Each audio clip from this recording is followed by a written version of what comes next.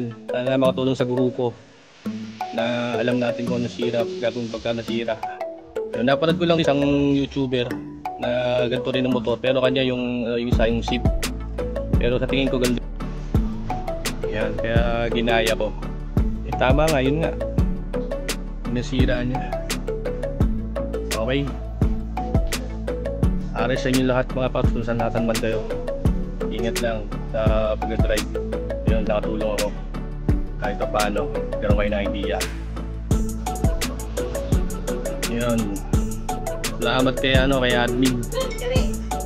Siya yung nagturo sa akin na na bakbak kasing tong Sasunod ako sa YouTube yun, nakita ko nga.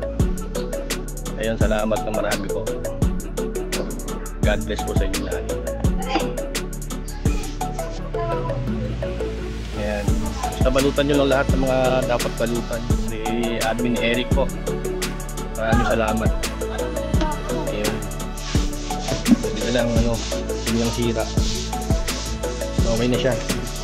Kaya kapit ko ulit kung yung mga delix na saka yung headlight. Ito mga pagso. Tingnan nyo.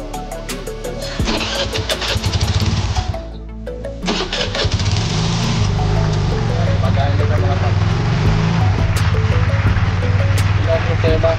Kaya kung na-encounter nyo na gano'n na may sira,